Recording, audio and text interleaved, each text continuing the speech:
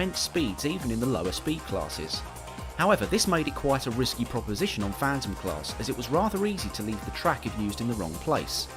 But this also opened up new possibilities in terms of finding shortcuts, some of which allowed a significant amount of the track to be cut off.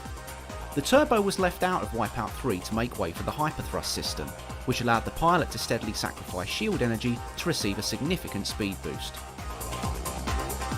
Hyperthrust was removed in Fusion and resulted in the turbo making a return. The main difference this time was to take advantage of the analog nature of the PS2 controller.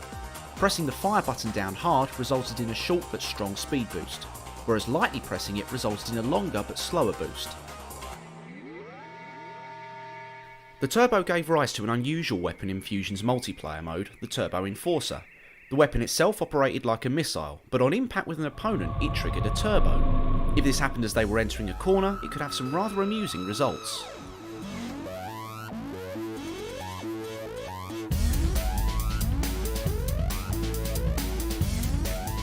Pure saw a subtle change in the way that the turbo functioned. Rather than provide an immediate increase in speed, the craft underwent a rapid acceleration instead. This made the craft much easier to control as the speed increased, as there was now a short delay before it reached maximum speed. However, using a turbo over a speed pad resulted in the effect being cancelled in favour of the effect of the pad itself. The turbo retained its function for Pulse, HD and 2048, although speed pads no longer hinder the speed gain from using the item.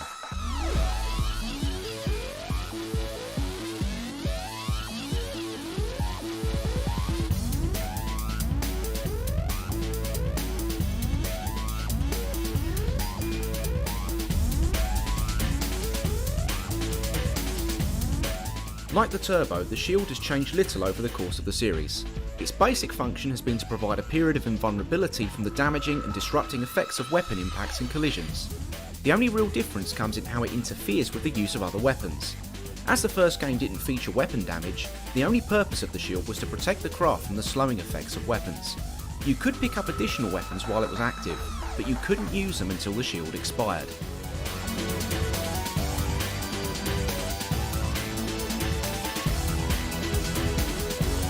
This mechanic changed only slightly in 2097. You were still restricted in the same way regarding weapon use while the shield was active, but you could now drop weapons, providing a small amount more flexibility.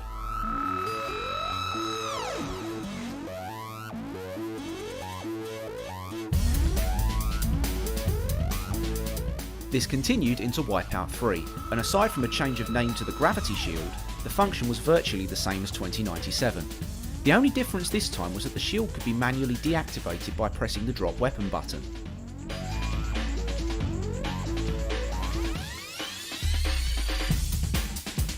Fusion allowed slightly more flexibility. While the shield was active, you were able to pick up and fire other weapons. It could also be manually deactivated. Due to the highly combat-orientated nature of Fusion, the shield also had a slightly longer lifespan than the other games.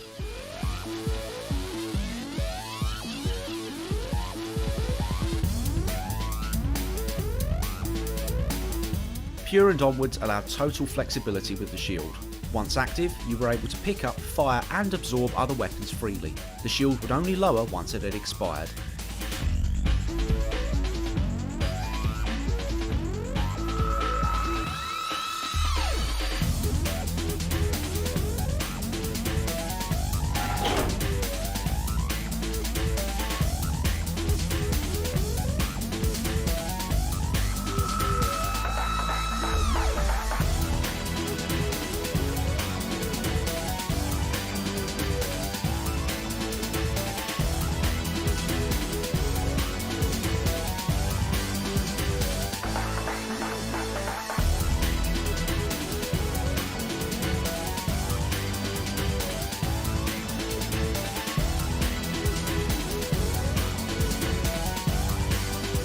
The 2048 version of the shield was active for slightly less time.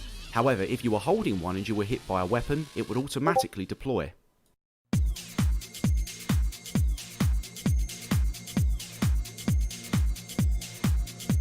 With the advent of Phantom class in 2097, the autopilot was brought in to allow a small reprieve to the player, placing control of the craft in the hands of the AI for a short time. The first variant of the autopilot took control out of your hands for approximately 3 seconds. During that time, you could pick up another weapon, but you'd be unable to use it without deactivating the autopilot. After the 3 seconds have passed, control would be handed back once the craft had levelled out. Pressing the drop weapon button would manually deactivate it. This type of autopilot continued into Wipeout 3, functioning in exactly the same way as its predecessor.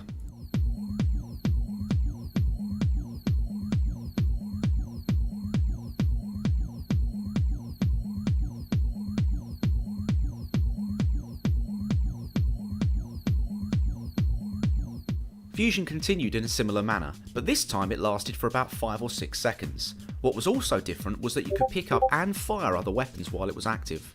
Unfortunately, the gentle letdown of the previous games was gone, and it immediately deactivated at the end of the allocated time.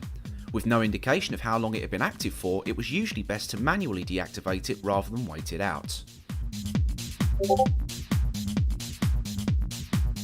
The autopilot changed again in Pure. It now lasted for 5 seconds, and you were able to pick up, fire and absorb any weapons you wanted while it was active. But this did mean that you were unable to manually deactivate it, leaving you at the mercy of any mines or bombs on the track. It also struggled to handle undulations, and in some cases even caused the craft to flip over. Pulse and onwards saw the autopilot become very restrictive in terms of weapon pickups, but in turn it became much more easily manageable.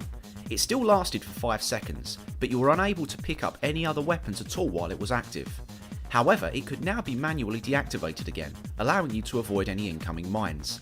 In some speed classes it was also able to navigate parts of some circuits quicker than it would be possible to on your own, making it popular even among the veterans.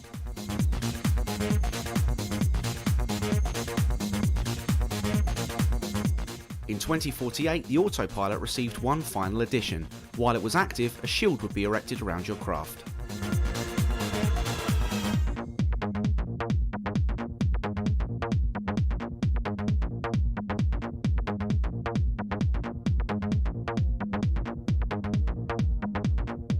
Introduced in 2097, the Plasma Bolt is the most powerful standard weapon in the series. While it's tricky to aim, landing a direct hit can have devastating consequences. It takes about half a second to charge after activating before launching straight ahead, but any opponent it hits is instantly eliminated.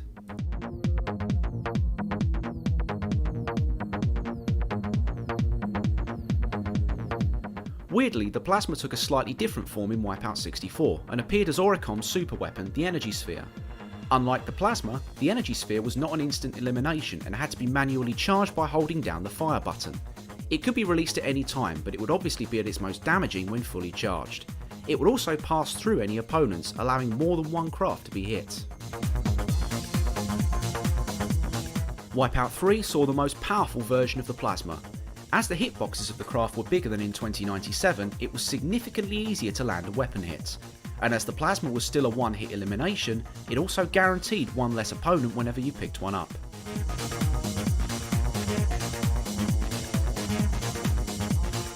Fusion saw the Plasma reduced in strength somewhat. Aside from the fact that the bolt itself looked significantly less imposing, the weapon now dealt heavy damage rather than it being an instant elimination. This helped to balance the weapon somewhat, as Fusion was the first game in which the AI also had access to the weapon. The only real change the Plasma encountered in the later games was aesthetic, with the bolt exploding on impact. The size of the bolt was slightly increased to make it a bit easier to aim, but its basic function remained the same. It is still the most powerful single target weapon in the series.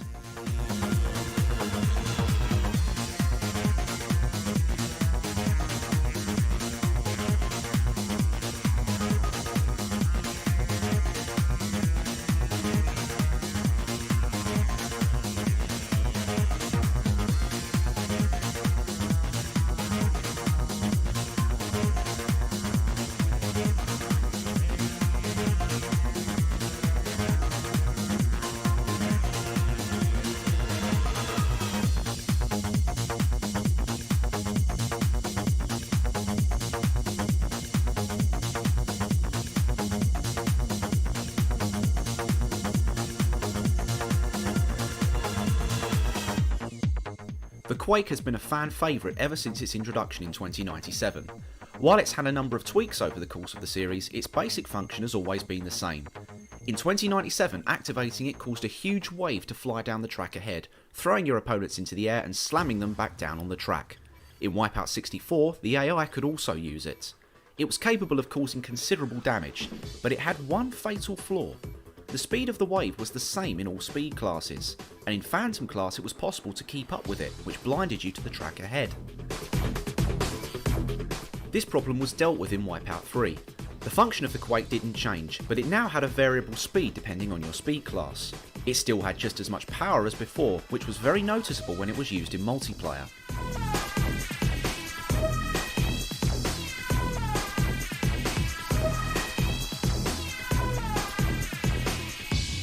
Fusion saw the AI be able to use the Quake again, and with so many opponents on the track it became necessary to tone the power down.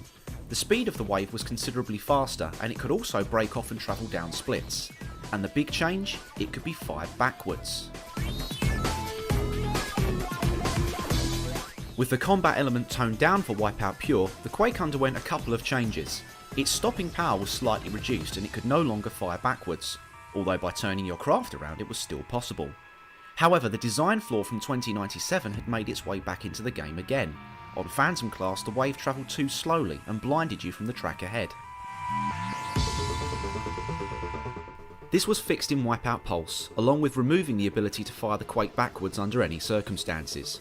It remained a firm favourite in Eliminator events to pick off any weak opponents from long range.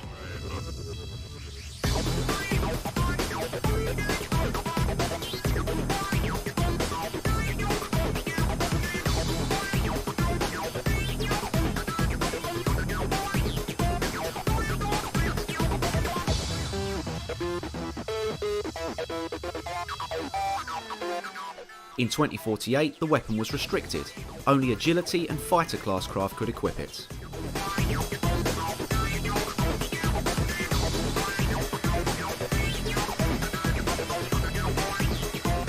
Bombs first made their appearance in Wipeout Pure and stood alongside mines as the only means of attacking opponents behind you. Only a single bomb would be dropped on activating, but any opponent hitting it would suffer moderate damage and be slowed considerably. The blast radius would also be able to catch anyone in the immediate vicinity. Unlike mines, which self-detonated after a time, bombs remained active until they were hit. This rendered them somewhat unbalanced, and they were given a finite lifespan in Pulse and onwards. Still significantly longer than mines, but if you dropped a bomb, it would be unlikely to be there when you came round for another lap. Otherwise, their function was exactly the same.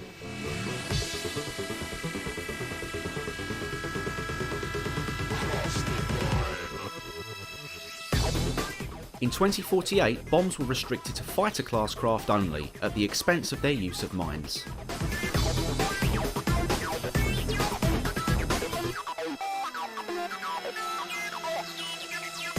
The first concept of a cannon-based weapon came in 2097, where an extremely powerful machine gun was unlockable via use of a cheat code. However, the first legitimate appearance of such a weapon came in Wipeout 64 in the form of Physar's super weapon, the minigun. When activated, the craft would rapidly fire a stream of high-velocity projectiles directly ahead for a short time, and it would only take a few hits to eliminate a craft. The first iteration of the cannon as a standard weapon came in Fusion with the Proton Cannon. This was a 25-round weapon that could be fired intermittently until the ammo counter was depleted, and it also made use of the analog nature of the PS2 controller. The harder you held the fire button, the faster the weapon fired. While the rounds didn't necessarily do much damage, they could easily knock a craft off course. The cannon took a short break until Wipeout Pulse, where it returned in a very similar role to its Fusion appearance. The only real differences were an increase in ammo to 30, the loss of the analog firing mechanism, and the fact that the cannon was now a double-barrel weapon. It's remained that way ever since.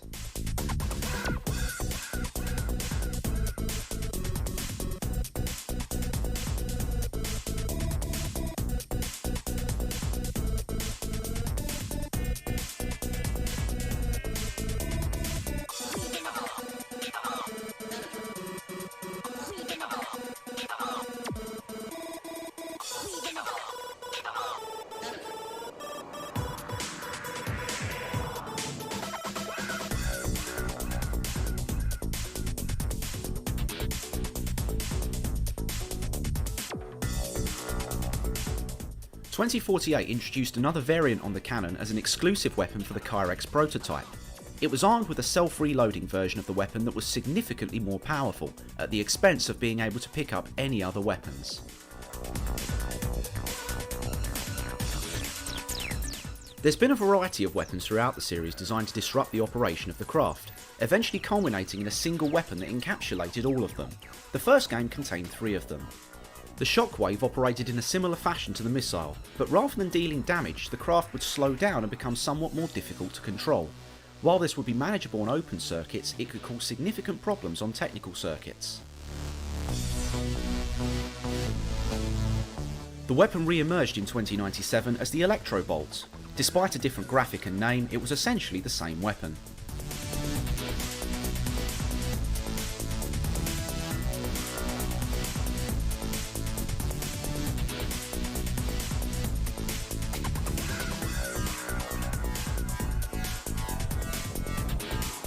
Finally, another variant of this weapon emerged in Fusion in the form of G-Tech's super weapon, the Biosnare.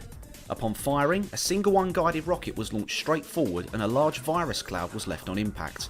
Any craft flying through this would suffer disruption to their controls for a short time. 2 other disruptive weapons also existed in the original game. The ECM pod would disable your opponent's ability to pick up weapons for a short time, while the RevCom would reverse your opponent's steering.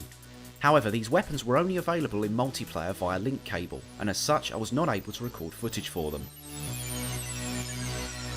The idea of reversing controls came up again in Wipeout Fusion in the form of the Control Jammer. Another multiplayer only weapon, it was fired in the same manner as a missile. Anyone hit by it would have their steering reversed.